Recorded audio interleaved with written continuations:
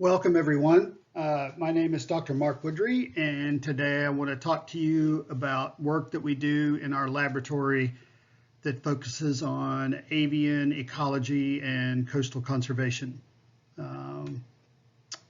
I'll start out by giving an overview of our lab and the folks that make up our lab. Then I'll talk a little bit about our collaborators. And then I'll wrap up with discussing 3 different ongoing projects, and I'll end with a few comments regarding our outreach and education efforts in light of COVID.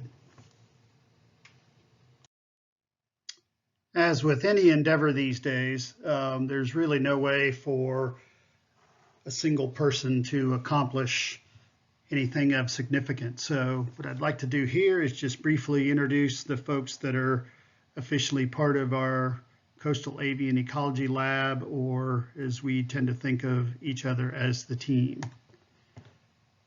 So Spencer Weitzel was a master's student that graduated in November of 2020. So he has now moved on and has a job working with the state of South Carolina studying black rails. Another longtime member of our lab is Jared Fiera. He's a research associate and he coordinates our coastal Mississippi marshbird work, which includes both breeding and wintering marshbirds. Most recent student added to our lab is Rachel Anderson. She joined the lab back in the fall and will be working on the breeding marshbird data from our Mississippi surveys. And then the most recent addition to our team is Dr. Peter Kappas. He's a research program manager, and he is actually managing our Project Firebird effort, which I'll talk about here in a few minutes. So as with our team in the Coastal Avian Ecology Lab, much of the work that we do involves collaborators and colleagues from across the Southeast. So one of my long-term colleagues that's worked with us is Dr. Bob Cooper. He's a professor in the Warnell School of Forest Resources at the University of Georgia. And Bob and I have been working collaboratively on projects since 1990 when he was a professor at Memphis State University and I was a PhD student at the University of Southern Mississippi. Another collaborator, although not quite as long as Bob, is Dr. Ariel Fernier. She is the director of the Forbes Lab, which is a well-known waterfowl research station in Illinois, part of the Illinois Natural History Survey. And she is moving that program to include waterfowl, but also to include other water birds, in particular rails that migrate through the Midwest. Dr. Ray Iglay is a colleague of mine in the Department of Wildlife, Fisheries, and Aquaculture, and Ray and I work very closely together on a series of projects, the most prominent one of which is surveying the distribution abundance of marsh birds across the Mississippi coast. Dr. Christine Evans, another colleague in the Department of Wildlife, Fisheries, and Aquaculture. She is a co-principal investigator on both the secretive marshbird monitoring project for coastal Mississippi, as well as a co-PI on a project that we call our Firebird Project, and I'll talk more about that here in just a minute. And finally, a longtime collaborator is Dr. Scott Rush. He was actually a PhD student of mine and Bob Cooper's, where he worked out of the University of Georgia, but studied secretive marshbirds here in coastal Mississippi and Alabama. Scott is also a member of the faculty in the Department of Wildlife, Fisheries, and Parks, and continues to work with us on current projects. So briefly, what I want to do today is just provide a quick overview of a few of our ongoing projects, and then I'll briefly mention some information about our outreach and education efforts. So the 4 projects that I'll talk about today involve some of our winter grassland bird work and restoration efforts taking place over in the Grand Bay Savannah area. I'll talk about some of Spencer's work, which focused on the distribution and abundance of winter tidal marsh birds in Mississippi. Also talk about some of his work looking at microplastic ingestion by some tidal marsh birds. And then I'll wrap up by talking about our project that looks at the effects of prescribed fire on several bird species of conservation concern. This is a project funded by the NOAA Restore Science Act program and is known as Project Firebird. I won't mention much about these last bulleted items here other than to note that we are developing a project to use automated recording units. So these are small boxes that are waterproof that can be placed out in a location, and then it will record all the various sounds that it hears. And so very interested in using this to survey for black rails. It would save us actually a fair amount of time if we could put these units out instead of having to send people out to all these different sites. And we're currently working with Cornell University on developing an automated system for detecting all the black rail calls and noting them for us. Our outreach and education activities, we work on a variety of things, as I'm sure you're all aware.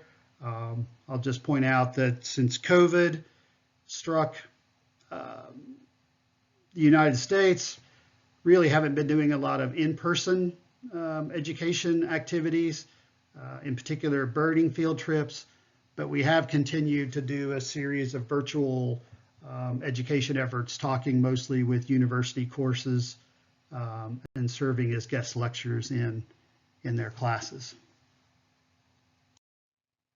So the first project I want to update everyone on is our winter grassland bird work. And this is work that's taking place with our colleagues at the Grand Bay National Estuarine Research Reserve over on the Mississippi-Alabama line. You guys have seen this slide in previous years, but essentially longleaf pine ecosystems used to stretch from eastern Texas, western Louisiana, all along the coastal plain in the southeast, all the way up into Virginia. That range has been restricted quite a bit. Currently, the estimates are that less than 1% of the original extent of savanna habitat exists across the region. So obviously, efforts to try to restore some of these habitats can be pretty critical. The bird species in particular that we're interested in here is a bird called the Henslow sparrow. You can see from the distribution map that they breed up through the Midwest and then to the upper Midwest, as well as extending somewhat into the Northeast. And then they winter here along the Gulf Coast. We're not only interested in Henslow sparrows, but they seem to be a pretty good indicator species for quality savanna habitat. So the work we're doing, we've added a couple of management units to the study. So instead of 12 management units, we're now working on 14 management units. And as in the past, we're doing plant surveys on an annual basis, and then we're also conducting bird surveys during the late fall and winter, so November through February. We started the surveys in 2019 and are continuing those surveys as we speak. And for each of the plots, we visit them 3 times a year just to try to understand the variation in bird numbers across the season. Here are a few results to share with you all. To date, we've observed 57 species during our surveys. The more common species are American robin, which is the bird in the lower left-hand corner, red-winged blackbird, which is the bird sort of in the center of the screen. The bird above that is a swamp sparrow. They're fairly common. Pine warblers, the yellowish bird at the bottom, is fairly common. But I'll point out that all 3 of these birds are not in true savannas. They're actually in savannas that haven't been burned in a while and have a lot of shrubs and woody vegetation. So what we're trying to get to is, as you can see from the graphic in the lower right-hand corner, is burning on a minimum of a 3-year rotation, which basically resets succession and opens up these habitats for species of interest, in particular Henslow sparrow, which is the bird being held in the hand, and then the small bird to the right of it is sedge wren. So really are trying to maintain that prescribed fire regime so that we can maintain these longleaf pine ecosystems. As I mentioned previously, Spencer Weitzel was our graduate student that was focusing specifically on winter marsh bird distribution and abundance. And here are just a few pictures of the various species that we see in our tidal marshes here along the Mississippi coast. The bird on the left is a marsh wren. The bird sort of in the middle with the yellow on its face is a seaside sparrow. And then the two birds on the right-hand side, the upper bird is a clapper rail and the lower bird is a Nelson sparrow. So all of these are species of interest to us. So we've spent a fair amount of time conducting standardized surveys over the last 2 years. And that was the basis of Spencer's thesis work.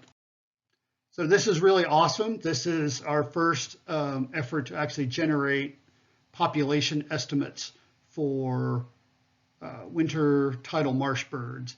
And they're listed in order of highest to lowest abundance as you go across from the left to the right. So red-winged blackbirds are one of our more common species found in the marshes. This is not surprising given that red-winged blackbirds are in general a very common bird across North America, but basically the northern half of their population migrates south and winters here along the Gulf Coast. So I'm sure many of you have seen the large blackbird flocks that move around during the fall. Marsh wrens, we're a little surprised at how common they are. They're an interesting bird in that they're not really permanent residents here on the coast, but some of them do seem to stick around and breed from time to time, so we're really trying to understand them better. The other thing I'll mention here briefly that's interesting, so our estimate of 37,000 seaside sparrows for coastal Mississippi is actually larger than the entire estimate of seaside sparrows for the entire Gulf Coast. So clearly there are some issues there with the way these more regional population estimates are made. I'll briefly mention the other aspect of Spencer's master's thesis where we were interested in looking at microplastics in tidal marshes. So our colleague Eric Sparks and his collaborators have looked at microplastics a lot across sand beach habitats, but no one has really looked specifically in tidal marshes. So we decided we would do some survey work. And I'll just point out here in this graphic that you can see that regardless of the marsh complex that we're looking at, there's no difference in the amount of microplastics that are consumed by birds across those systems. However, the differences we do see are differences between the two species that we studied, the clapper rail and the seaside sparrow. And essentially, clapper rails are species that probe deep into the mud and looking for fiddler crabs, whereas seaside sparrows run around on the surface of the marsh and just pick small invertebrates and insects, in particular spiders, off of the surface. So based on that general foraging ecology, you might expect that clapper rails would have more microplastics in their digestive tract. And in fact, that's what this graphic shows here. So clapper rails are actually ingesting significantly more pieces of microplastics than our seaside sparrows. So the next step in this work is to try to understand what the potential physiological and ecological impacts may be of birds ingesting these microplastics and looking at differences in the potential effects between these two very different species. The last project I'll highlight is our Firebird Project, or the project where we're looking at the effects of prescribed fire in coastal marshes and looking at how various bird species respond to our management activities. In particular, we're specifically interested in looking at the distribution and abundance of mottled ducks, yellow rails, and black rails that breed in winter in these high marsh portions of tidal marshes. And these are areas of the marsh that get burned on a fairly regular basis. One of the cool things about this project to survey for yellow rails and black rails during the non-breeding season is you actually have to go out into the high marsh habitats at night. And here you can just see a picture of a team out surveying. You can see they have a rope between the two people on each end of the line and then other folks in the middle. And that line has bottles with rocks or BBs or bells inside of it. So the idea is as you drag that rope with the bottles across the marsh, you actually flush up both yellow rails and black rails. So just getting this project started, so really don't have any data to share with you all. The other important aspect of this project is we're actually following a true adaptive management process for this project. And so a lot of folks will talk about we're doing such and such a project in an adaptive management framework, when in reality what they're doing is trial and error. They're simply going out, trying some management action, then they monitor for some response, and then depending upon the response they get, they may or may not do something differently. In a true adaptive management framework, you actually develop specific hypotheses about the response of whatever organism you're interested in, and a specific response of that organism to a specific management action.